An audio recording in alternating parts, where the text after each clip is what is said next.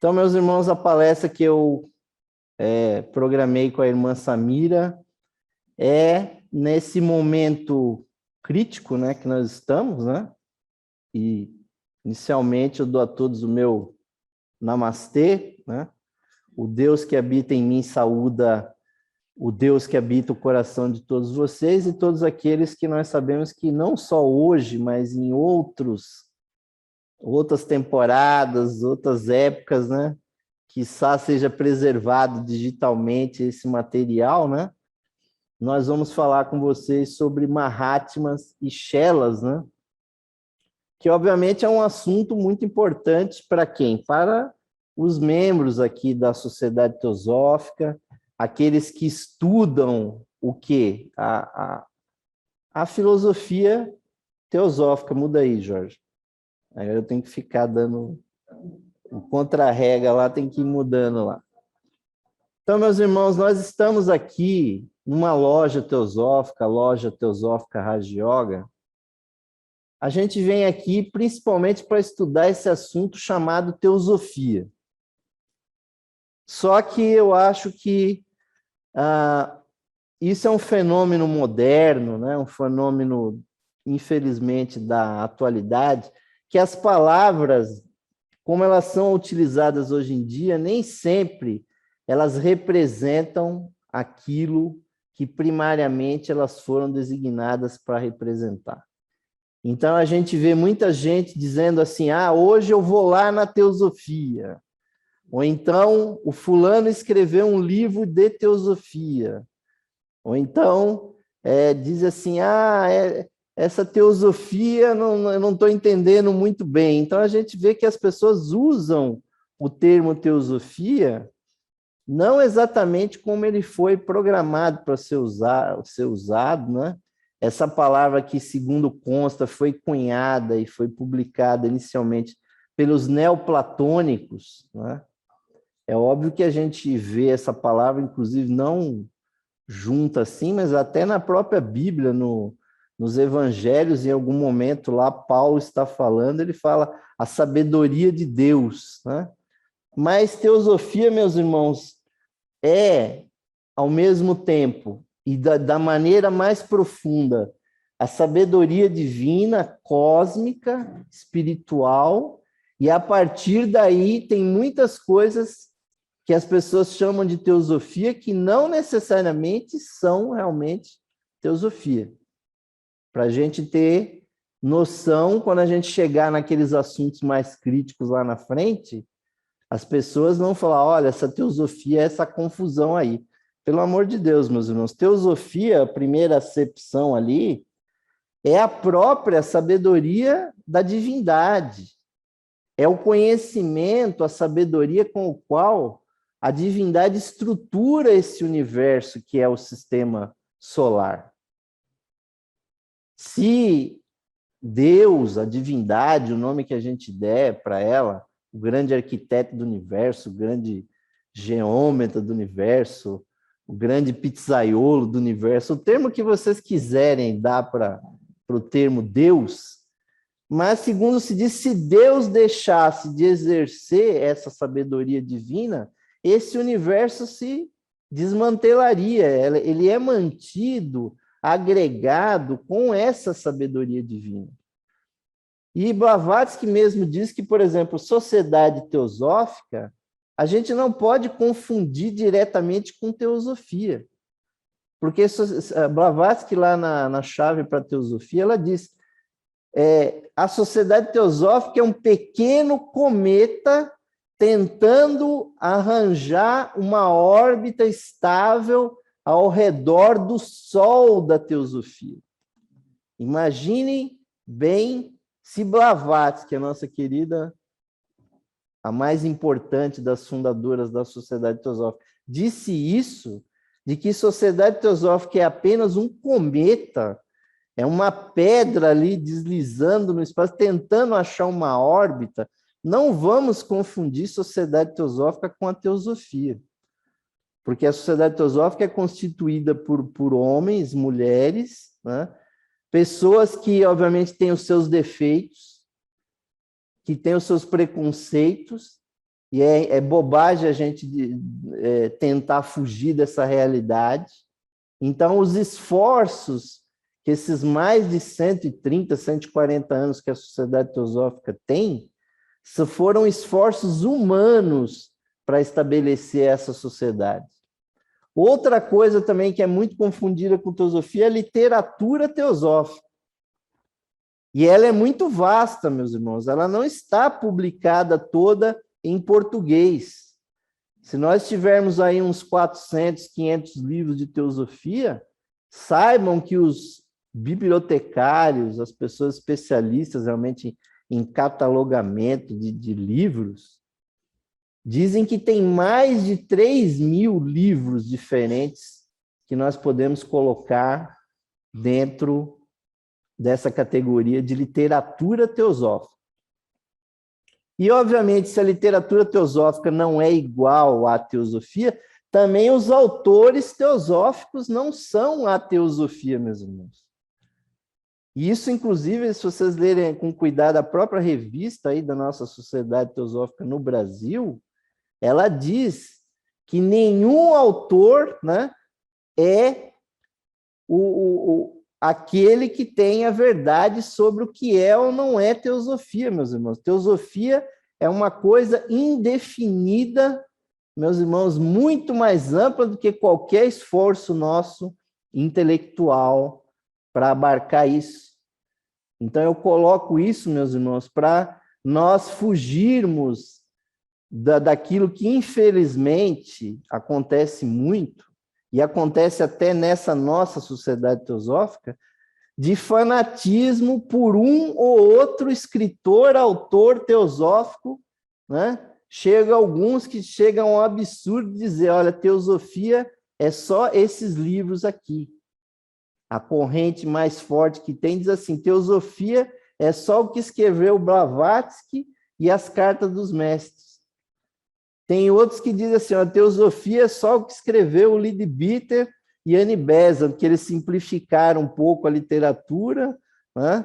E aí tem uns que chamam os livros a partir de Leadbeater, Annie Besant, Geoffrey Hodgson, chamam isso de neoteosofia. E começam a fazer toda aquela confusão que é típica da teologia, né? Que é uma confusão terrível. Então, para a gente entrar nesse tema, meus irmãos, para falar dos Mahatmas, falar dos discípulos, né? Isso tem que ficar muito claro na nossa cabeça. Então, vira aí para mim, por favor. Então, a primeira, né? Para frente, querido.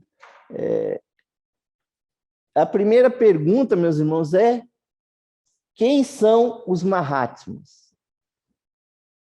Sem os quais, meus irmãos, não existiria esse espaço físico que nós estamos aqui ocupando, sem o qual não existiria essa mensagem que nós estamos tentando mostrar para vocês aqui, né? Porque os Mahatmas são a origem de tudo. São aqueles seres que atingiram, né? Eu fico me policiando para não usar uns termos assim muito, né, poéticos demais, né? Falar assim, né? São aqueles que atingiram os píncaros da evolução, né? O topo da montanha, né? Aqueles estertores realmente do conhecimento, da experiência, da vivência interior, né? Porque Mahatma quer dizer Maha, grande, né? Atma, espírito, né? São os grandes espíritos que historicamente viveram e vivem, né? Passa mais uma aí, queridos. Então, a pergunta, né, que surge, quem são os Mahatmas, nós podemos tentar representar elas, meus irmãos, e explorar um pouquinho essa situação, né? Quando nós lemos o diário do Sr. Geoffrey Hodgson, ele diz: o verdadeiro adepto, ele atua como Atma, Buddhi e Manas. Ele é a tríade espiritual, né? Então ele diz, essa tríade superior, maravilhosamente desenvolvida, manifesta-se no plano mental superior, num veículo intensamente luminoso e radiante, construído de material dos subplanos mais elevados do plano mental. Essa distinção é importante, pois ali, somente ali, o verdadeiro adepto existe e pode ser visto e conhecido. Então, aqueles corpos físicos, materiais dos Mahatmas, que muitas pessoas duvidam que existem, né? Porque, infelizmente, depois de Blavatsky e todos os teosofistas, começou toda uma série de fantasias sobre os mestres, né? Muitos e muitos escritores começaram, assim, a dar asas às suas imaginações, né? Imaginação fértil que chega a pintar os mestres com os tons mais coloridos, mais, né, festivos, né? Dizendo que eles podem ser invocados acendendo uma vela de uma cor ou outra, né? Isso aí, meus irmãos, cai quase no folclore, né? Porque o verdadeiro mestre, meus irmãos, assim como o verdadeiro ser humano, ele existe lá no mundo espiritual. Para que o mestre realmente seja conhecido, o Mahatma, ou adepto, né? Essa palavra que a gente usa muito aqui, adepto quer dizer aquele que obteve o conhecimento. Nós teríamos que ir até lá o plano mental onde o verdadeiro adepto existe. Nesse mundo que nós estamos, que é o mundo das sombras, o mundo das ilusões, nós não podemos realmente nem conhecer um ser humano realmente como ele é, e muito menos um mestre. Porque o mestre evoluiu muito mais, a sua aura é muito mais abrangente, nele já está resolvida a questão do karma, já está resolvida a questão da equalização de todas as ações e reações, e toda a sabedoria, o que o mestre precisa saber, ele acessa diretamente no mundo mental, e os mestres nos veem, meus irmãos, como nós realmente somos. O mestre não olha para uma pessoa olhando para o corpo físico, se a pessoa é bonita, feia, gorda, magra, se ela está bem ou mal vestida, né? O mestre não olha isso numa pessoa, ele olha a aura, o ser real da pessoa, né? Então, vira aí, queridos. Nós vemos que, se nós pegamos esse maravilhoso estudo do Sr. Leadbeater no Homem Visível e Invisível, se nós temos um corpo astral, um corpo mental de uma pessoa comum, nós podemos dizer que ele é um ovo cósmico fechado em si mesmo, onde a pessoa tem uma série de cores ali que representam as emoções, os pensamentos, né? No caso ali, aquele da direita ali, é até uma pessoa bastante evoluída, vocês podem ver que tem até um dourado sobre a cabeça ali, uma pessoa que tem um intelecto muito forte. Mas se cada um de nós, meus irmãos, tem uma aura assim, nós não podemos nos comparar com os mestres. Vira aí. Porque o adepto, meus irmãos, ele tem uma aura de dezenas e dezenas, centenas de metros. Aquelas cores incipientes que a gente tem numa aura de uma pessoa, nós temos que comparar aquilo com o ovo de uma galinha que ainda está fechado em si mesmo. A gente não se abriu ainda para o universo. Já o adepto, o mestre, a aura dele se expande de uma tal maneira que cada uma das cores se transforma num halo que envolve toda a pessoa, porque aquela qualidade daquela cor já foi desenvolvida. O amarelo do intelecto, o róseo do amor, o azul dos princípios superiores, né? da devoção, o verde da simpatia, né? Tudo isso nele já se ampliou, meus irmãos. Então, ter essa sorte, né? Entre muitas aspas, né? Porque eu pessoalmente não acredito nessa questão de sorte, né? Ter a sorte de ter convivido com um mestre, um adepto, como Blavatsky, Olcott e muitos outros teosofistas tiveram, foi um merecimento ganho durante muitas e muitas encarnações em que houve um envolvimento entre eles e esses mestres. Então, o fato deles terem reencontrado com os mestres nessa vida, nós não devemos nos achar excluídos disso, porque daquele encontro resultou essa literatura maravilhosa que nós temos. Então, se nós somos teosofistas, teósofos tardios, na verdade, nós temos que ler essa teosofia enquanto literatura teosófica e procurar fazer o caminho que vai nos levar até os mestres, né? Vira aí. Então, na luz do santuário, o Sr. Geoffrey Hodgson diz, né, a comunhão plena e real com ele, né, com o Mahatma, só pode ocorrer no nível búdico. Vejam bem, o plano da intuição. Isso é, pelo exercício da mais pura intuição e não pelo processo do raciocínio. Ainda mais elevado, ou seja, ainda mais profundamente na natureza interior do adepto, brilha o ser átmico, o verdadeiro Mahatma, né? Ele até estende o termo, não só Mahatma, mas Mahatma, o grande Atma, o homem justo tornado perfeito, a rara florescência da raça humana. Então, meus irmãos, aqueles seres que conseguem, né, visualizar o mundo mental já descobrem aquela aura maravilhosa.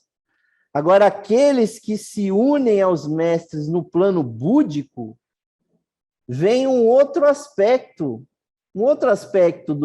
dos mestres, né? Que é o do amor divino.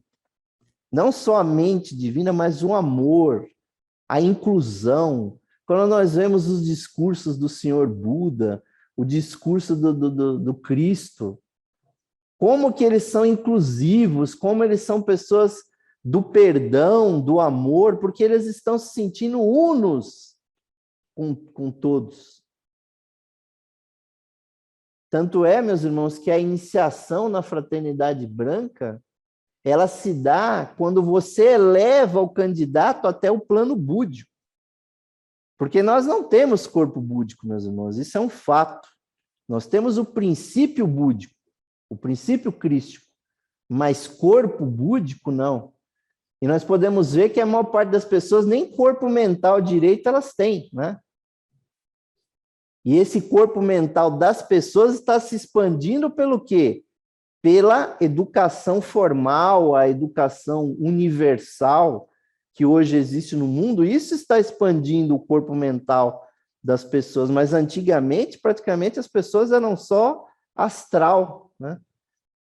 Mas o Atma, meus irmãos, o verdadeiro Nirvana, porque o plano átmico, meus irmãos, é o Nirvana. Os mestres estão lá, despertos. Arundale, um dos presidentes da Sociedade Teosófica, descreveu o Nirvana como se ele fosse um relâmpago congelado.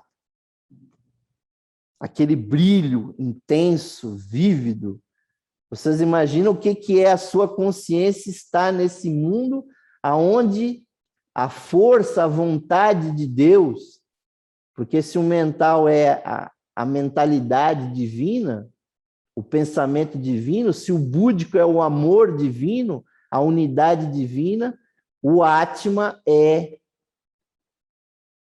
a vontade divina profunda, de conhecer verdadeiramente a vontade divina, a vontade de Deus, e é estar não só unido às pessoas, mas estar energizado por essa vontade divina que tudo engendrou. Então, meus irmãos, a outra pergunta, os Mahatmas ainda vivem? Nós podemos responder isso em 6 pontos, né?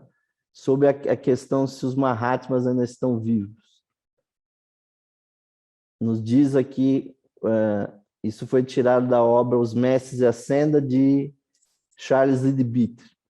Ele, o Mahatma, é um ser humano inteiramente desperto, extremamente sensitivo e refinado, bem-humorado, extraordinariamente inteligente, altamente intuitivo, especialmente na extensão em que Budi, a intuição, né, está iluminando o cérebro. Os seus olhos revelam essa natureza espiritual e ocasionalmente também mostram o Atma interior como uma luz notável brilhando neles. Além disso, há sempre uma grande dignidade pessoal, uma postura e certa grandiosidade como de uma realeza natural, caracterizando seu eu físico. Ou seja, os Mahatmas são fisicamente incorporações da teosofia, da sabedoria divina. Até o rosto deles é praticamente igual, porque eles, quando eles vão reencarnar, eles pegam um arquétipo do que é o homem perfeito e aquilo é impresso no feto. Porque é muito raro hoje em dia que os adeptos se reencarnem, porque é preciso uma mãe muito especial, normalmente uma outra iniciada, que permite que aquele arquétipo seja incorporado, porque, o que é uma coisa difícil. Mas vira aí, Jorge. Terminando aqui esses pontos. Então, não inteiramente dormindo, né? Porque os mestres, para eles ativarem a sua verdadeira essência, eles precisam bloquear o corpo físico, por incrível que pareça, né? Então, não inteiramente dormindo, mas seus sentidos corpóreos estando como que temporariamente paralisados. A partir desse estado, quando ele assim decide, permite que o corpo durma, ficando então inteiramente retirado, exceto pelo sutratma. Ou seja, o fio de prata continua ligando os corpos espirituais ao corpo físico, e aí é que surge o verdadeiro Mahatma, né? Quando nesse nível ele realiza seus deveres em prol da grande loja branca, incluindo os assuntos que ele deve realizar como direções a seus chelas, e aí que surge o outro termo que a gente vai investigar hoje, discípulos, né? Se assim ele decidir. Então, para realmente atuar, os Mahatmas físicos, eles têm que paralisar, eles têm que entrar em êxtase espiritual para trabalhar nos outros planos, porque o plano físico, meus irmãos, é muito limitante. Vira aí, Jorge. Então, eles também podem comunicar-se telepaticamente com qualquer outro adepto, né, ou mestre, em qualquer outra parte do mundo, e com estudantes que foram treinados para esse propósito, que era o caso da senhora Blavatsky, né? Além disso, ele pode planejar atividades e movimentos futuros, enquanto permanece o tempo todo consciente nos níveis causal e outros mais elevados.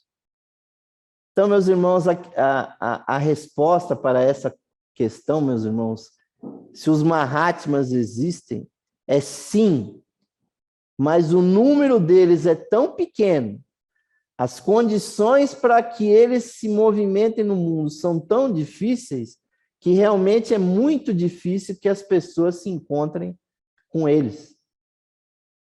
Apesar de, por exemplo, na Europa, alguns adeptos, por muitas centenas de anos terem tentado viver na Europa, mas eles dizem que é uma coisa muito difícil no ambiente das grandes cidades, dos grandes centros, você ter um ambiente para manter uma aura como aquela lá. Porque para eles, os ruídos, as vibrações das pessoas são coisas que agridem a aura deles. Pessoas que são ainda egoístas, né? Pessoas que vêm com questões ainda, né, comezinhas, querendo indagar o mestre, olha como é que é isso, como é que é. Eles não têm não só paciência para isso, meus amigos, mas isso realmente prejudica isso, porque vocês têm que entender, todos nós temos que entender, meus irmãos, que os mestres realizaram o nirvana. Quem realiza o nirvana tem o direito, inclusive, de repousar até o fim desse sistema solar no Nirvana. Porque é necessário esperar que o sistema solar se desenvolva todo. Mas eles já têm esse direito. Agora, esses Mahatmas que nós conhecemos, que nós vamos ver alguns aí, eles fazem o supremo sacrifício, meus irmãos, de permanecer conosco, instruindo. Para eles, isso é uma coisa terrível, porque eles têm que entrar em contato com pessoas que têm dúvidas, né? E vibrações extremamente primitivas, que para eles já não fazem mais sentido. Vocês têm uma ideia, chegar um Sinet, por exemplo, né, que trocou aquelas correspondências com os Mahatmas, ele chegar, trocar uma carta com o mestre e dizer assim, não, eu prefiro lá a minha bebidinha, né, o meu cherry brand, né, bem inglês assim, né, do que isso aí que você está propondo. Quer dizer, a pessoa que está apego com uma bebida, né, trocando correspondência com a pessoa que está com a consciência nirvânica. Vocês vejam só que coisa absurda. Tanto é que com alguns dessas pessoas, os mestres até cortaram a correspondência e falaram, não tem condição de continuar esse diálogo de doido, né? A pessoa dizer que prefere uma bebidinha, que prefere um cigarro, do que passar por um treinamento oculto, né? E desenvolver seu lado interno, né? Vejam bem, meus irmãos, continuando aí, outra passagem da luz do santuário do Geoffrey Hodgson, né? Com a realização do adeptado, a identidade do ser recôndito do homem com o ser recôndito do universo, ou seja, o encontro do Atma com o Paramatma, né, é plenamente alcançada. A pseudo-individualidade é dissolvida. O adepto vive em perpétua experiência de identidade com o espírito universal. Isso é perfeição, nirvana ou salvação. Salvação, essa que não é a salvação, né, do inferno, do fim do mundo, tal, mas sim a salvação da ilusão da individualidade separada. Essa é a mais elevada realização humana e o propósito espiritual da existência. Então, meus irmãos, nós que ainda não sentimos isso 24 horas por dia, né? Porque o que está acontecendo no mundo é o seguinte, as pessoas passam 24 horas do dia e em nenhum desses momentos a pessoa se lembra que é um ser espiritual. Aquelas que têm uma prática meditativa ou que fazem uma oração ou que fazem lá as suas práticas, né? Durante alguns minutos, ou que são uma hora, duas, naqueles momentos a pessoa está se esforçando a conectar com o seu lado espiritual. Agora, o Mahatma, meus irmãos, ele vive isso 24 horas por dia. O sentido de unidade dele, de transcendência, é absoluto. Então, nós deveríamos ter até, né, vergonha de imaginar que nós poderíamos, com esse tipo de vida que a gente leva, que a gente teria condições de entrar em contato com uma pessoa dessa. Ele só entraria em contato com a gente se ele tivesse algum plano para a gente executar aqui no mundo, porque a gente não tem condição nenhuma de partilhar dessa consciência, meus irmãos. E essas pessoas que tiveram essa sorte, né, outra vez sorte, né, apesar de eu não acreditar nisso, mas entre aspas, de encontrar os mestres, eles estão em contato com esses mestres há dezenas de encarnações, meus irmãos. Não se sintam diminuídos por isso, mas Blavatsky, né, se nós formos ler as investigações que Leadbeater e outros fizeram, ela chegou, inclusive, a ser casada com as personalidades dos mestres em outras encarnações. Vocês acham que ela reencontrou com o mestre Moria nessa vida simplesmente porque eles estavam lá em Londres no mesmo dia, na mesma hora, e o mestre Moria passou desfilando lá com a comitiva da Índia, né?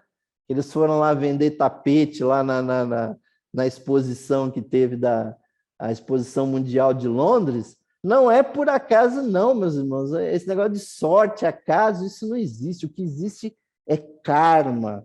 São ações que dão reações. Encontrar com o Mahatma, meus irmãos, é a culminância de uma série de atos que a pessoa fez para um dia entrar em contato com os mestres, né? Então, esse estado de nirvana, a gente não consegue nem entender uma pessoa que fecha o olho. Porque quando a gente fecha o olho, a gente está no plano mental, né? Você pode imaginar um navio, um avião, né? O navio começa a andar na sua cabeça, tal. Você está no plano mental. O mestre, ele fecha o olho, ele está no nirvana, meus irmãos. Ele está lá naquele relâmpago congelado, sentindo a unidade da força da vida. Né? Vira aí, querido. Então, esses adeptos que ensinam e treinam estudantes são conhecidos como mestres. Eles podem ser contatados com sucesso por aqueles que preencham as condições necessárias e solicitem admissão à sua presença da maneira indicada.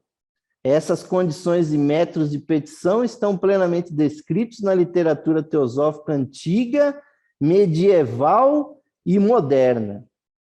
Ou seja, isso não é novidade da sociedade teosófica. Esse caminho sempre foi conhecido, mas eu já vou adiantando. O grande caminho para encontrar com os mestres é o serviço. O serviço à humanidade, ao nosso semelhante. Né? Mais vale um gesto de caridade do que eu dar 1000 palestras aqui para vocês, né? Imaginar, eu vou dar 1000 palestras aqui, o mestre vai vir falar comigo. Pelo contrário, meus irmãos, os mestres estão vendo a real vibração do que está acontecendo. Então, às vezes, o que é necessário na senda, meus irmãos, nós vamos ver, é a morte do eu, da personalidade, a entrega para o seu semelhante, a sentir-se unido com a vida de todos e de tudo, né? Então, síntese, o mestre incorpora um nobre ideal da perfeição humana. Porque nós, meus irmãos, mais cedo ou mais tarde, também seremos Mahatmas. A nossa mônada, um dia, vai brilhar como uma estrela lá no firmamento. Mas não imagine que isso é agora, nessa vida, na próxima, nas 50 próximas, né? Ou quiçá esse planeta aqui se dissolva e um outro se forme, nós voltaremos a reencarnar e esse processo vai continuar. Porque essas pessoas que nós chamamos de mestres hoje, eles foram homens num planeta anterior. E eles foram iniciados, serviram. E hoje, que eles se reencarnaram aqui, por livre e espontânea vontade, nós os chamamos de mestres. Mas eles fizeram todo esse ciclo lá atrás, entende? Então, agora passamos para o segundo ponto, e na verdade é o ponto mais complicado, né? Quem são os chelas, né? Os discípulos. Porque há uma gradação infinita de discípulos. O pessoal da Alice Bailey, por exemplo, eles fazem uma conta lá, que eu não sei exatamente como é que eles calculam, que eles dizem que tem 5 milhões de discípulos no mundo hoje. Provavelmente são todas as pessoas que leram algum livro esotérico de teosofia, ou de Rosa Cruz, ou são da maçonaria, ou são da teosofia, né? Ou são de algum lugar. Eles dizem que tem 5 milhões de discípulos. Mas, né, vamos prestar homenagem aí ao nosso querido Platão, né? Que ele já disse lá atrás, né? As almas de todos os homens são imortais, mas as almas dos homens justos são imortais e divinas. Por quê? todas as pessoas do mundo têm almas, agora aquele que praticar a virtude, ele atinge o quê? A salvação, né? Todo mundo está de computador e celular aqui, então todo mundo sabe que salvar um arquivo é gravar ele na memória.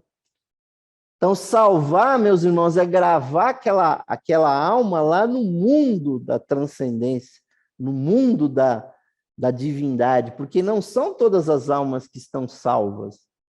Não está garantida essa salvação. Muitas, inclusive, estão num outro caminho, num caminho da aniquilação, né? Vamos ver aí, muda aí, Jorge. Tem mais uma frase do Platão aí. Não tem outra ocupação senão a de vos persuadir a todos, tanto velhos como novos, de que cuideis menos de vossos corpos e de vossos bens do que da perfeição de vossas almas. Isso é muito sábio, meus irmãos, que vejam bem. De pouca valia tem o aperfeiçoamento do corpo, da personalidade, porque ela é perecível. Nós temos que agregar qualidades na nossa alma. E quais são essas qualidades? A capacidade de amar, capacidade de entender, de perceber, a capacidade de se enobrecer e se anular para servir os outros. Isso é que vai realmente ser fixado na nossa alma. Agora, né? Se nós estamos com a pele bonita, se o nariz está no lugar, né? Se nós estamos com os 30 e tantos dentes ali no lugar, né? O Ângelo, e coisas que o valha, isso aí a gente sabe que a terra vai comer, meus irmãos. Não que você tenha que sair por aí também passando necessidade, né? Mas a gente está aqui, meus irmãos, para cultuar. Veja bem, o Platão, os teus ofícios antigos eram chamados de neoplatônicos, os novos platônicos. Né? Por quê? Porque a sabedoria já estava lá com ele, porque ele foi iniciado no Egito. Né?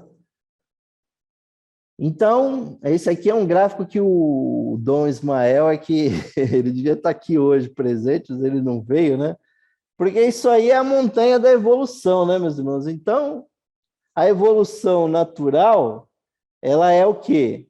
Está todo mundo ali na planície e vai tentando subir a montanha, né? Muito dificilmente ali, né? É óbvio que mais um aí, quem entra numa religião, começa já a se aperfeiçoar mais. Ele tem uma evolução mais rápida. Agora, aquele que se torna um Shela, um discípulo, né? O que acontece? O pessoal do Zoom aqui não viu aqui o movimento, deixa eu acelerar aqui. Quem se torna um discípulo, meus irmãos, resolve, não, eu vou atingir o cume numa cacetada só, né? Ou em poucas encarnações. É aquilo que no cristianismo é você conquistar o reino dos céus à força. A Blavatsky às vezes cita isso está na Bíblia, meus irmãos. Conquistar o reino dos céus à força é você dizer assim, olha, eu vou fazer todos os esforços para me aperfeiçoar, para estar com os mestres, servir essa causa. Mas aí, meus irmãos, o esforço é muito maior, equalizar o karma aí é muito mais difícil, porque a gente tem karma desde o reino animal, sem resolver, e aí surge um problema, porque aí aparece uma quarta senda aí, muda aí, Jorge, né? Que existe uma possibilidade aí da queda, uma possibilidade que não é de se descartar, meus irmãos, porque a sabedoria popular já diz, quanto mais alto você está, maior pode ser o tombo, né? Então, muitos tentando subir essas iniciações, se perverteram, né? O egoísmo tomou conta da pessoa, o indivíduo achou que era mais importante do que os outros, começou a pôr muita medalhinha, começou a colocar muito título na parede, né? E ao invés dele se unir e ajudar as outras pessoas, ele foi, na verdade, se afastando, foi se especializando.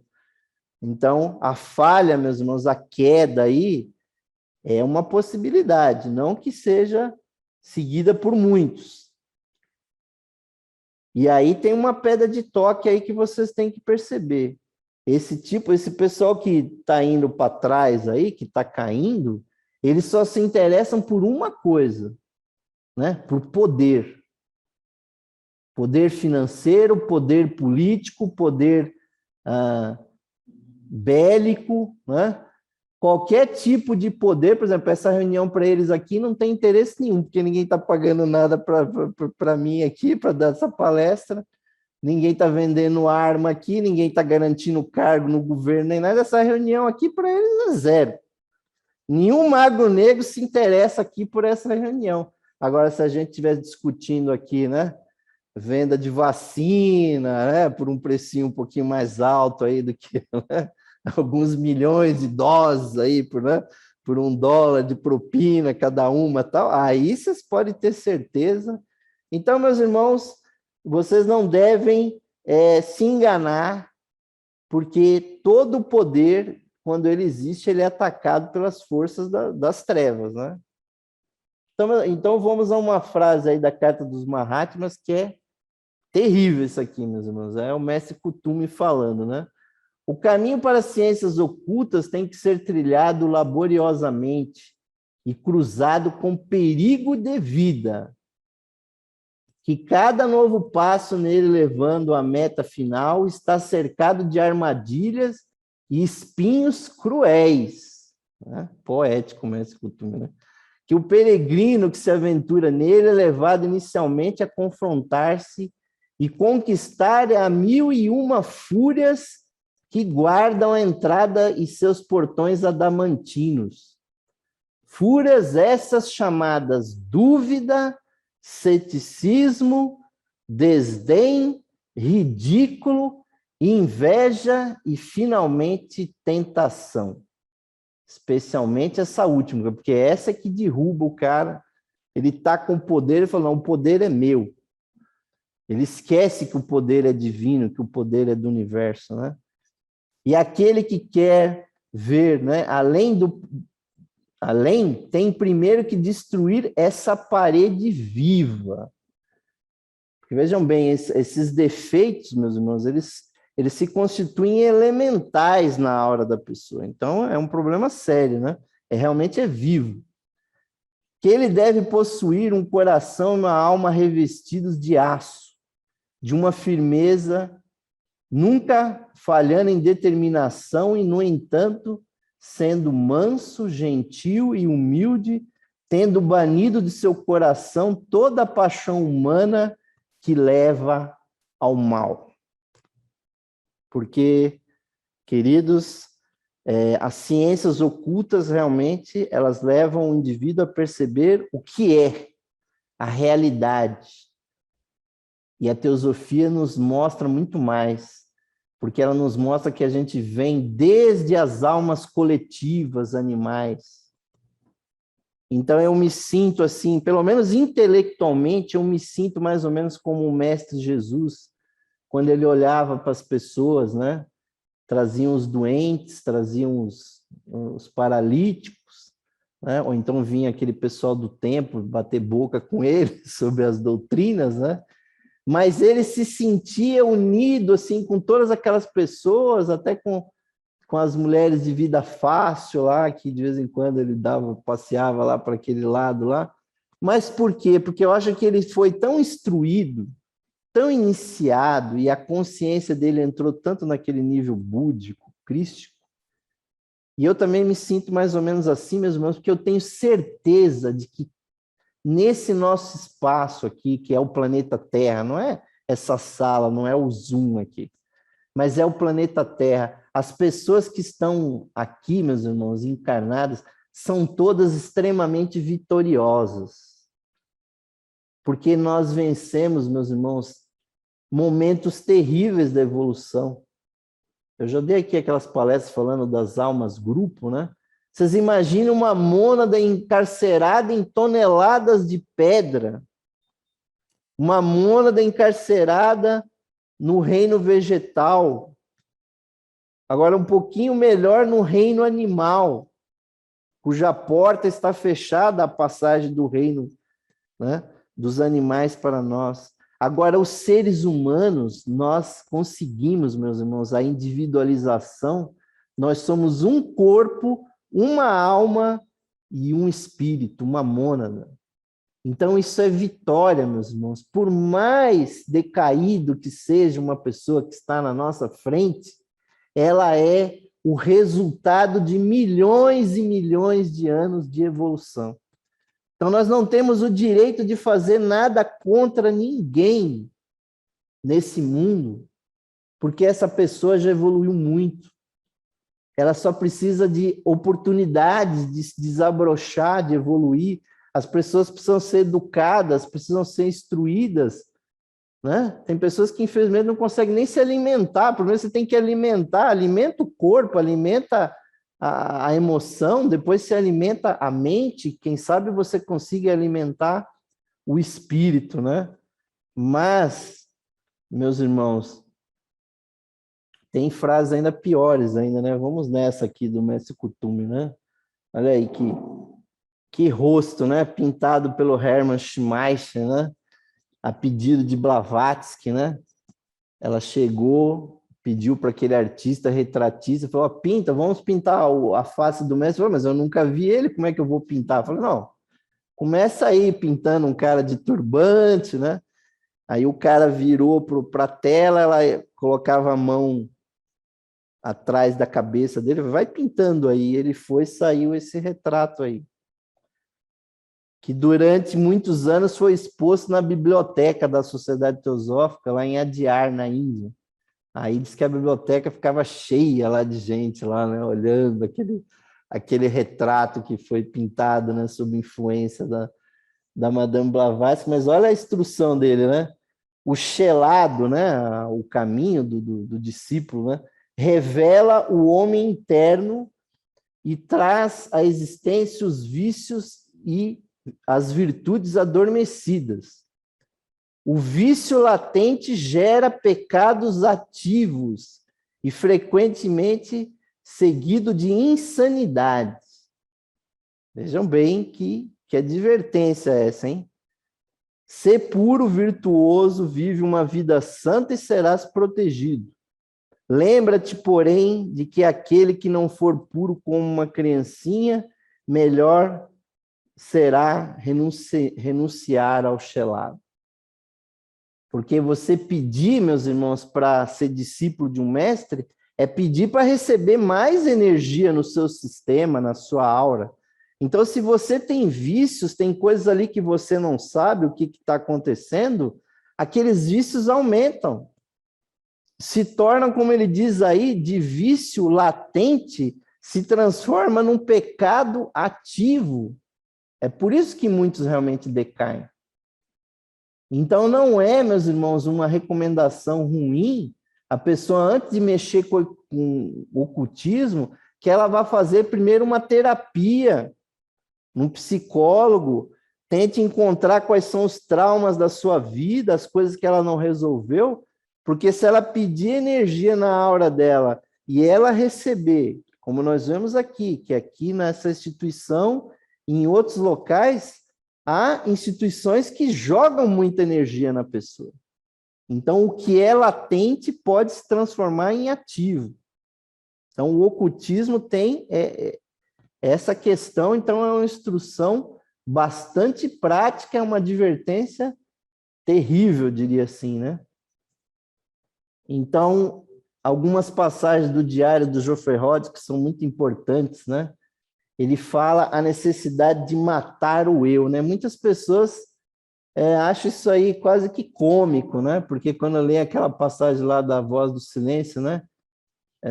A mente assassina do real que o discípulo mate e assassina, né? A pessoa diz, pô, como é que a gente vai fazer isso, né?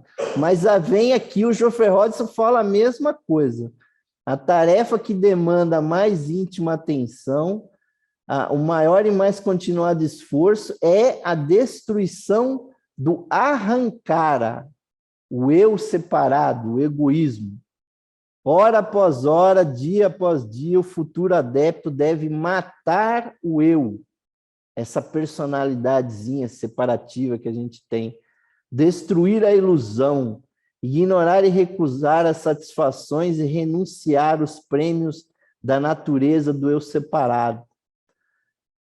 Comparada com essa constante autoimolação, todas as outras disciplinas da vida oculta são fáceis e diretas.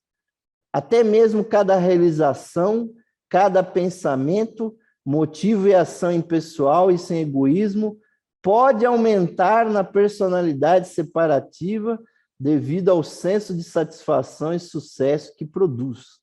Vejam bem, meus irmãos, até a virtude que a pessoa pratica pode alimentar o egoísmo da pessoa. Então é preciso muito discernimento aí para não fazer a virtude alimentando o eu separado, né? O verme do eu se renova e reconstrói continuamente, apesar de ter sua cauda cortada, né? A cabeça que deve ser cortada, que é o eu. Por isso que a gente vê que os grandes servidores da humanidade, eles faziam coisas assim meio doidas, assim, meio loucas, né? A gente pega uma irmã Dulce lá na Bahia, né? Que graças a Deus virou santa, né? Viver tantos e tantos anos ajudando os pobres, dando lá o auxílio, a cama, o pão para comer, né? O atendimento médico, uma Madre Teresa de Calcutá, né? Ou tantos e tantos teósofos aqui, que a gente estava até citando aqui, o irmão Miranda, né? Um irmão que vem numa loja teosófica e que tem uma mala com cento e tantas palestras prontas para ser dada, isso é uma coisa assim digna de um iniciado, né? Não é qualquer pessoa que dá uma palestra teosófica, e muito menos uma que tem 100 palestras teosóficas numa mala, para dar ela a qualquer hora. E outros grandes, né? Tem lá nos Estados Unidos, lá, oradores de milhares e milhares de palestras. Por que a pessoa dá tanta palestra? Porque ela quer dividir esses conhecimentos com todas as pessoas, né? Mas a pessoa não pode realmente achar que isso é para se vangloriar, para dizer, olha, eu dei, né? Por exemplo, eu tenho lá no meu site 600 palestras minhas lá ativas. Deve ter alguém lá ouvindo uma palestra minha, né? Se eu tivesse recebido 1 centavo por aquela palestra lá, eu já tinha feito algum milhão de reais lá, né? Mas não é esse o propósito. Eu me lembro até de discutir com o Salvador há muitos anos atrás, né? Vamos botar, Salvador, uma rádio teosófica lá de madrugada, lá, né? Aí eu me lembro até o Salvador falando, mas quem que vai ouvir? Vai ser os porteiros dos prédios que vão ouvir as palestras? Eu falei, o que que tem? O porteiro não pode virar teósofo, teosofista, né? Nos Estados Unidos, a Sociedade Teosófica vai levar livro teosófico nos presídios. É um programa antigo que tem lá. Aí nós vamos dizer assim, o presidiário não merece que vá lá um teosofista levar livros e recomendar que eles leiam e tal. Qual é o problema da pessoa que está lá sem fazer nada durante anos e anos, que ela lê aqueles livros e possa até eventualmente se transformar, né? Mais uma coisa aqui de Shela, né? A senda e a impessoalidade, né? Além de matar o eu, meus irmãos, é necessário a impessoalidade. A senda é o fato mais impessoal na vida pessoal do discípulo. Ele deve aprender a se aguentar sozinho, inteiramente só. Ele deve contar somente com sua própria força, sua própria visão e compreensão. Porque em todos os testes e provações, nada mais poderá lhe ajudar. Ele e sua busca são manifestações impessoais de uma força impessoal e sempre ascendendo. O fato da focalização desta vida numa individualidade... não estou conseguindo enxergar o texto aqui. Né? Por um certo tempo... E um certo propósito não altera o fato de que ela mesma é impessoal. Ou seja, meus irmãos, quando a pessoa que ainda está na separatividade entra nesse caminho, ela não entende ainda o quão impessoal são todas essas coisas. A vida divina é impessoal. Ela não é por nós, não é pela nossa causa, é algo genérico. Nós estamos mergulhados na consciência divina. Os indianos têm milhões, milhares de escritos falando disso, que é a vida una que se manifesta. Então, nós não devemos achar que tem nada especial para nós, mas, ao mesmo tempo, nós temos que procurar vivenciar essa experiência e não achar que isso vai engrandecer o nosso eu, porque o eu já tem que ter sido, né, talhado um pouquinho lá atrás, de você não ficar preso na sua busca, né? Então, esse livro que a gente está citando, meus irmãos, é desse gigantesco teósofo, que foi o Geoffrey Hodgson, que realmente a gente tem que citar ele, porque ele chegou na Sociedade Teosófica, ele diz no diário dele, que quando ele foi numa palestra da doutora Annie Besant, antigamente a gente tinha um quadro dela aqui, né? Mas foi editado aqui da sala o quadro dela, né? Ele viu a aura da doutora Annie Besant se expandir pela sala e vir até a região da plateia onde ele estava, e ele disse que daí para lá ele não viu mais nada, ele só viu um brilho assim, se expandindo. Depois ele entrou na escola esotérica da Sociedade Teosófica, e ele relata que quando ele chegou lá, quando ele deu o primeiro passo dentro da sala da escola esotérica, apareceu uma imagem do Mahatma, o mestre Kuthumi, na frente dele, e o mestre disse o seguinte para ele: seja bem-vindo de volta aos rankings da hierarquia.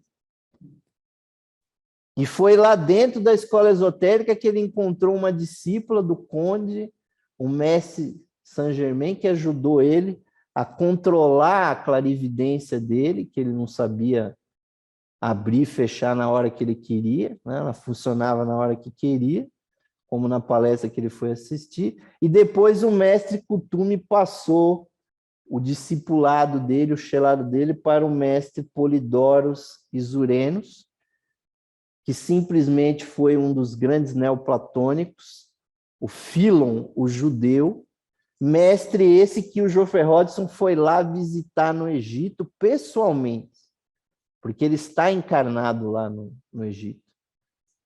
Então isso, meus irmãos, foi uma relação que gerou uma série de livros. Muda aí, Jorge.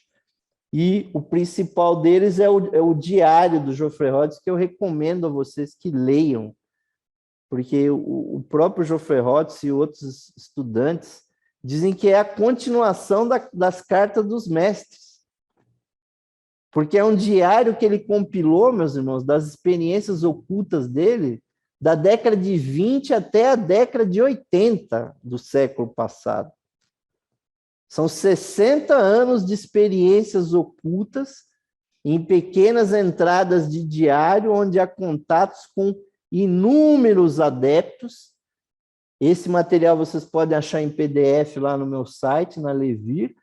Agora tem impresso aí pela editora do Conhecimento, que teve a coragem de pegar a tradução um catatal de 600 páginas, né? A tradução de 2013 do nosso irmão Raul Branco, e pôs isso no papel. É muito gratificante que esse material agora esteja traduzido, um trabalho realmente brilhante do nosso irmão Raul Branco, que a gente não cansa de enaltecer essas traduções dele, né? Agora, mais uma característica, né? O requinte espiritual. Vejam bem, além daquela dignidade, aquela majestade que os mestres têm, né? Quando a gente consegue ver um mestre, né? E eu, pessoalmente, já tive certas visões desses seres, realmente eles são coisas impressionantes, né?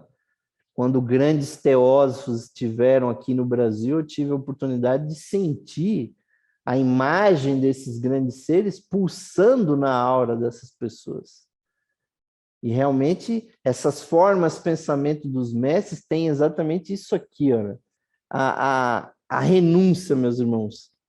De maneira estranha, o poder na senda geralmente não é de ação ofensiva pessoal, é de silêncio, de total ausência de qualquer desejo pessoal. Por exemplo, um desejo de reabilitação pessoal é uma fraqueza que deve ser completamente eliminada, renunciado como uma política estabelecida. O poder consiste em seu lado positivo, da faculdade de trabalho efetivo em qualquer campo, especialmente nas áreas escolhidas. A ausência do egoísmo, autocontrole, desapego, ausência de paixões, né, de paixão, constituem o poder real do aspirante ao adeptado. Então, meus irmãos, o matar o eu, essa renúncia aqui, muitas vezes ela envolve a pessoa tomar certas atitudes que são incompreensíveis para as pessoas normais. Por exemplo, vou dar um exemplo. O seu Leadbeater, né?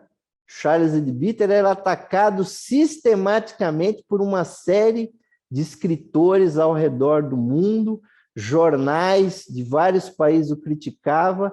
Ele nunca moveu uma pena para se defender de todas essas críticas. Porque você se defender, meus irmãos, do ponto de vista oculto, é você reforçar o seu eu. Porque quem estudou teosofia e crê no karma, sabe que o karma trará de volta, né, os frutos das suas ações. Se realmente a pessoa tiver sido má, se ela tiver cometido um pecado, o karma trará a recompensa para a pessoa, a punição. Então não adianta você ficar se defendendo que um jornalzinho lá da Austrália, né, ficar dizendo que o Leadbeater era isso, que era aquilo, entendeu? Ou que outros teosofistas dizer que o Sr. Leadbeater inventava coisas da cabeça dele, entendeu? Sendo que a própria Madame Blavatsky andava para cima e para baixo com o Leadbeater, ela que levou o Sr. Leadbeater para adiar, né? Então, são dúvidas que são lançadas que, se você ficar se defendendo, você está garantindo energia para aquele eu separativo. Então, essa renúncia tem que ser muito grande, meus irmãos. E muitos sábios provaram isso quando chegou, né? Aquele monarca chegou para Jesus ali e perguntou: você é o rei dos judeus? Né? O que é a verdade? Perguntaram para o senhor Buda. Você imagina só chegar para o senhor Buda e perguntar o que é a verdade? E ele ficou silente, assim como Jesus também ficou silencioso perante aquele. Falou: você é o rei dos judeus? Você que é o filho de Deus? Não quis falar nada depois, né? Obviamente foi, né, triturado ali por aquela máquina. Por quê? Porque não compensa, meus irmãos. Se o karma realmente existe, se você confia nisso, o karma vai dizer o que é, né? Então vejam bem aí, livro que a gente acabou de estudar aí na loja, né? Porque estar na senda, meus irmãos, é agir para o benefício dos outros. Então a voz do silêncio diz: por que queres abster-te da ação? Não é assim que a tua alma conseguirá a sua liberdade.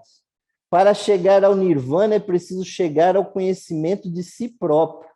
E o conhecimento de si próprio é filho de ações caridosas. Vejam só que interessante. Porque o nirvana, meus irmãos, não vai ser obtido pelo acúmulo, mas sim pela abertura da sua percepção para a gigantesca vida divina que você não percebe. Quando você faz um ato de caridade, você abre o teu coração para sentir o seu semelhante que está com fome, que está com frio, que está pedindo para você um conhecimento, e você tem que ter essa caridade. Isso é que abre você para a luz do nirvana.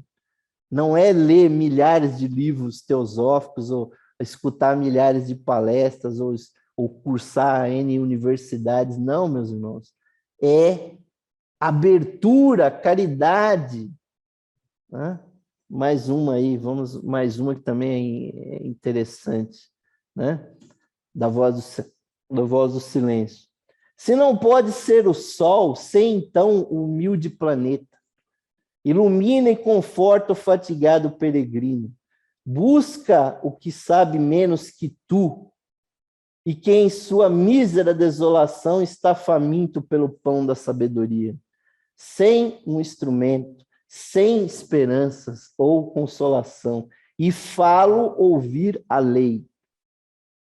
É isso, na verdade, que a Sociedade Teosófica faz. Ela abre as suas portas para que as pessoas venham aqui e ouçam, recebam um maná de uma sabedoria que em outros locais elas não vão ouvir. Ou se ouvirem, vão ser cobradas a um preço altíssimo.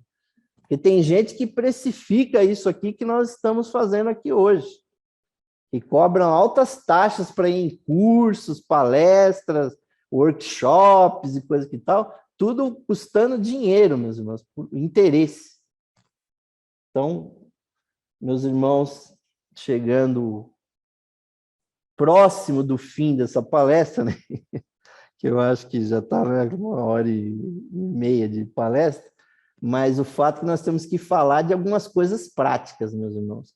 Na sociedade teosófica, há caminhos para se atingir essa abertura, para seguir o caminho do Shelad. Uma delas é a Ordem Teosófica de Serviço, que foi criada por Annie Besant, né? Que tem esse lema maravilhoso, meus irmãos.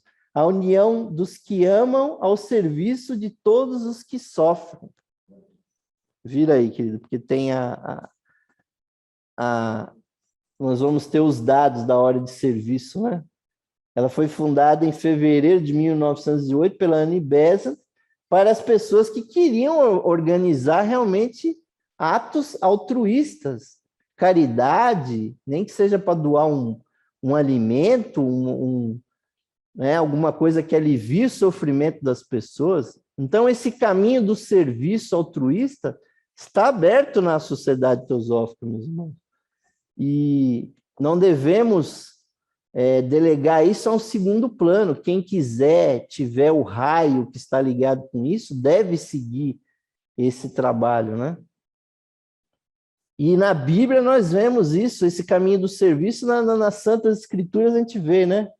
Aí em Mateus, aí, porquanto só um é o vosso Pai, aquele que está nos céus. Também não sereis chamados de líderes, pois um só é vosso líder, o Cristo. Porém, o maior dentre vós seja vosso servo. Portanto, todo aquele que a si mesmo se exaltar será humilhado, e todo aquele que a si mesmo se humilhar será exaltado. Foram palavras de Jesus, né?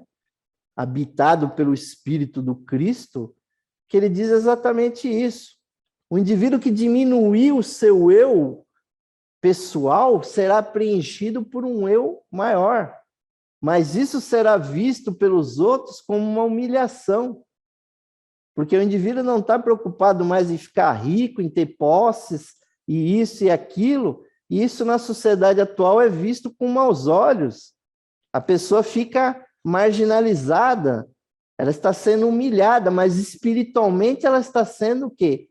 Exaltada, porque ela está indo para um caminho de serviço, né? Outra passagem aí da Bíblia, Marcos, né? Ao contrário, quem desejar tornar-se importante entre vós, deverá ser o servo, ou seja, aquele que serve. E quem ambicionar ser o primeiro entre vós, que se dispõe a ser o escravo de todos. Porquanto nem mesmo o Filho do Homem veio para ser servido, mas para servir e dar a sua vida em resgate por muitos. Ou seja, o Mestre Jesus, o Cristo, meus irmãos, eles vieram demonstrar essa sabedoria. Eles não vieram apagar o que estava escrito no Velho Testamento, mas sim confirmar, demonstrar aquilo.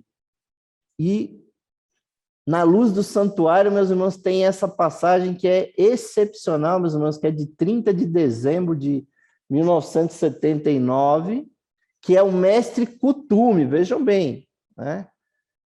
mais de um século depois daquelas cartas lá do Sinet. Vejam bem essa comunicação que foi passada por Geoffrey Hodgson. A senda nunca está fechada. Sim, siga a ideia de nos apresentar como instrutores disponíveis para aqueles orientados e atraídos para o ideal do discipulado. Sim, ao longo do ano, em The Theosophies, né, a revista internacional da Sociedade Teosófica, se possível, apresente essa ideia com uma forte ênfase da verdade, que, como você já declarou, o caminho nunca está fechado. Nós não nos retiramos, mas permanecemos tão disponíveis como sempre para aqueles que genuinamente sobem a escada de ouro. Escada de ouro que muitos aqui já recitaram, né? Ad infinito aqui. E o que é essa escada de ouro, meus irmãos? Da onde que vem essa escada de ouro? Aí, muda aí, Jorge. A senhora Blavatsky, em outubro de 1888, eu pus até pequenininho ali, para mim, não sou ruim de data, eu pus ali, né? Ela funda um movimento, que é um movimento paralelo dentro da Sociedade Teosófica, chamado a Escola Esotérica de Teosofia. Isso há 133 anos atrás, por ordem do mestre Moria. Vejam bem, é outro retrato pintado pelo Hermann Schmeich, né, para que a devoção dos teosofistas se dirigisse para aquele mestre. Então, Blavatsky reorganizou esse movimento, cujo símbolo é esse, né? É um sol alado, né? Como se fosse um ureus egípcio, com a palavra, né, o Om sagrado lá em cima, né? Representando que todos nós devemos ir para essa sabedoria, meus irmãos, que emana. A teosofia vem do sol, do Logos. Então, é uma escola de meditação, uma escola de yoga, que está aberta dentro da Sociedade Teosófica para quem tenha pelo menos 2 anos de filiação e que conheça membros da escola esotérica, que devem apadrinhar a pessoa para entrar na escola esotérica e meditar sistematicamente, anotar suas meditações, apresentar relatórios e se aproximar, aí sim, muito claramente, dos passos que os mestres deram. Agora, há certos pressupostos, certas qualificações que são muito importantes para isso. Que a pessoa precisa ser abstêmia, né? Não pode consumir cigarro, charuto, né? Coisas que o valha, né? Não pode, obviamente, tomar droga sistematicamente, a não ser que seja algum medicamento receitado por médico, né?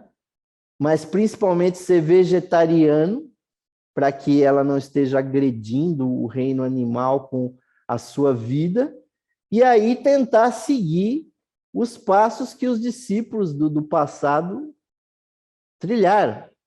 Esse caminho está aqui presente, está ativo aqui na instituição Pitágoras, meus irmãos, que é a sede brasileira, né, nacional da Escola Esotérica de Teosofia. Quem for membro da Sociedade Teosófica tem direito de se preencher os requisitos de pedir entrada nessa organização. Mas ela não é a única. Nós vamos apresentar outras aí. Então, chegamos aqui num movimento que é muito digno, que é a maçonaria, meus irmãos.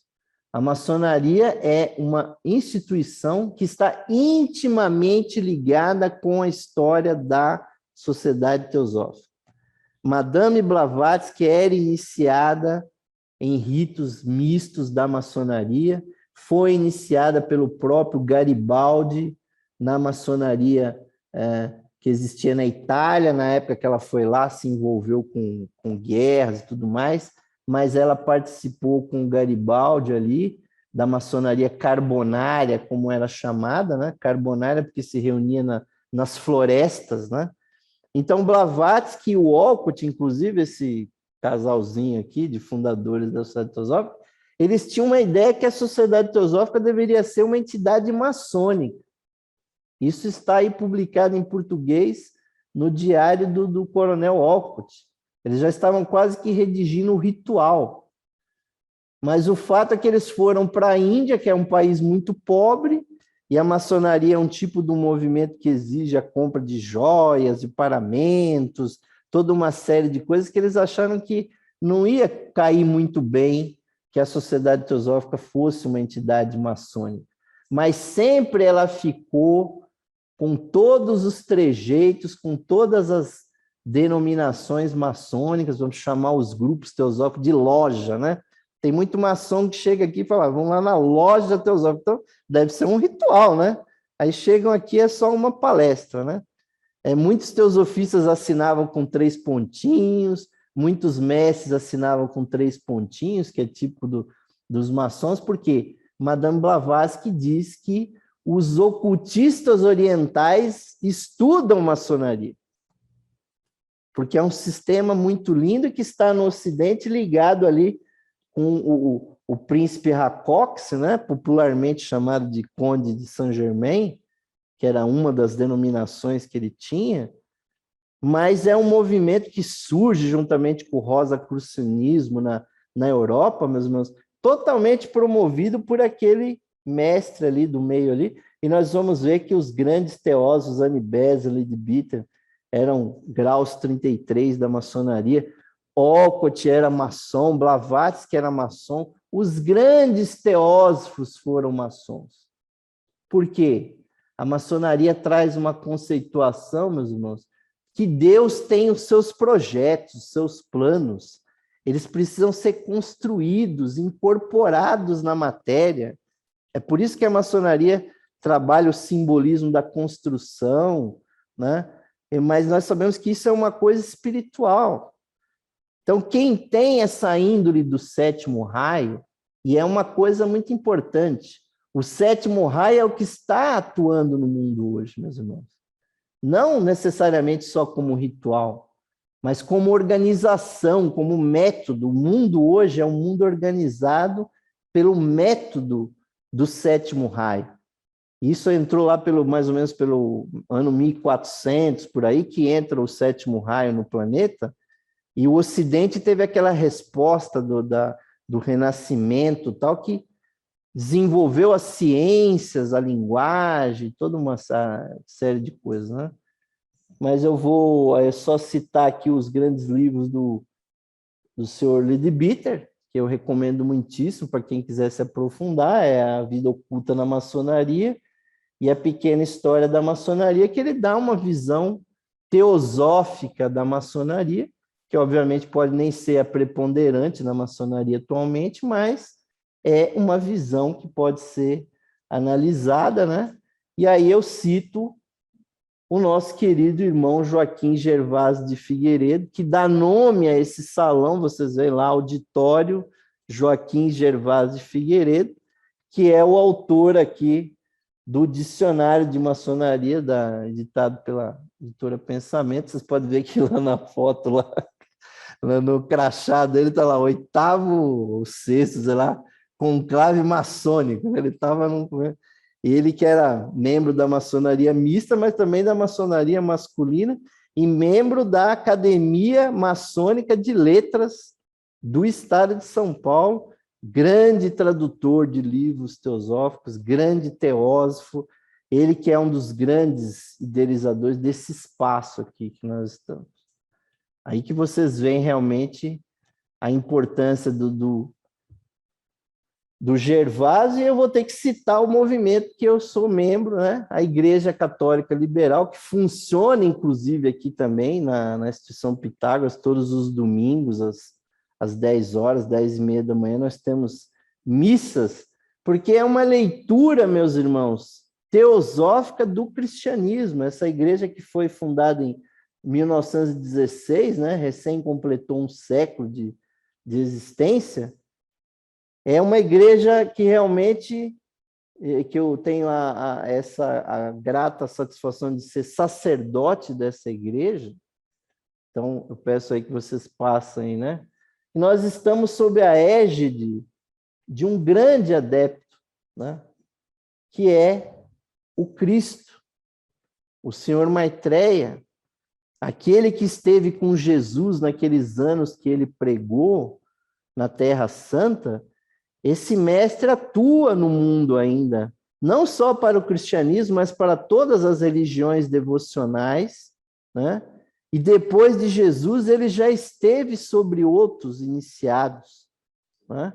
Como o Guru Nanak, como Krishnamurti também, por que não dizer, né?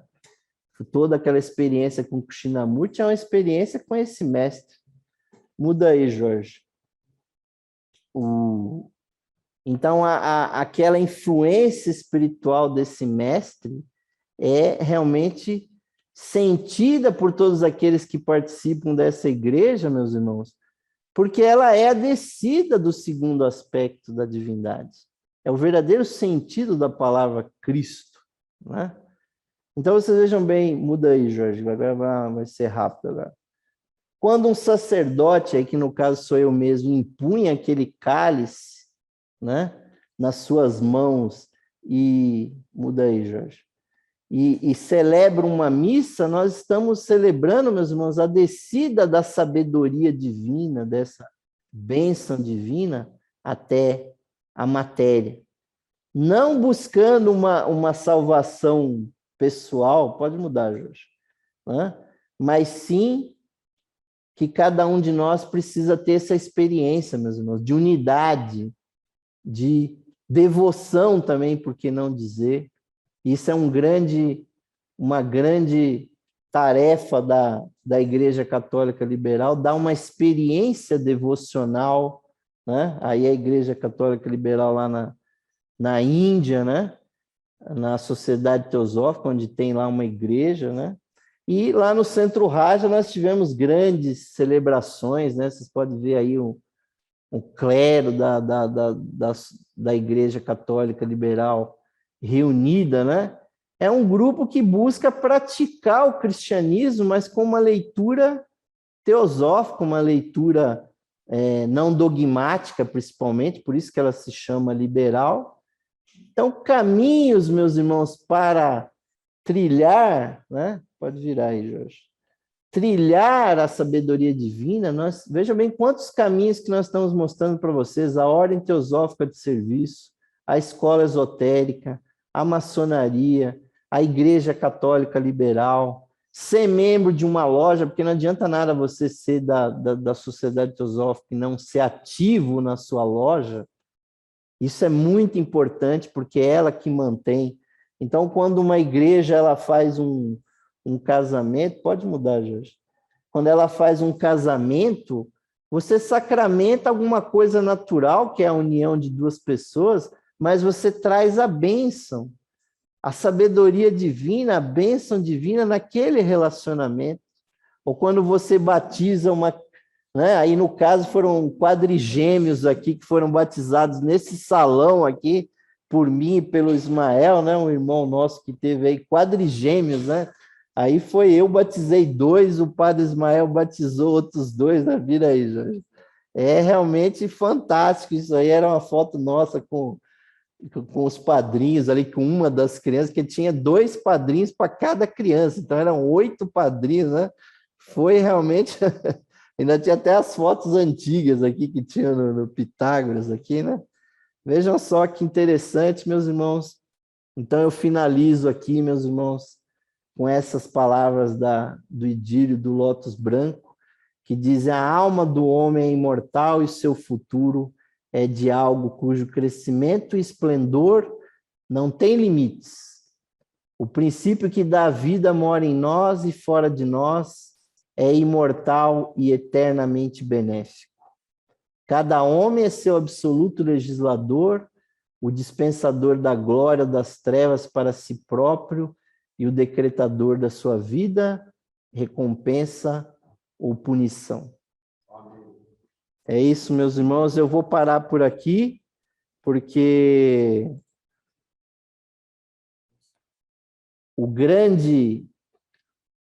a grande mensagem que está por trás disso tudo, meus irmãos, é o seguinte: nós temos que nos abrir.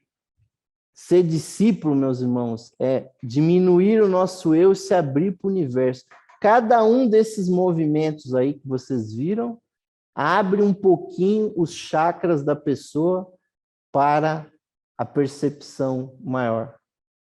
Você servir na ordem teosófica de serviço abre o seu coração. A maçonaria desenvolve certos chakras. A igreja também desenvolve certos chakras. A escola esotérica coroa tudo com a filosofia do yoga.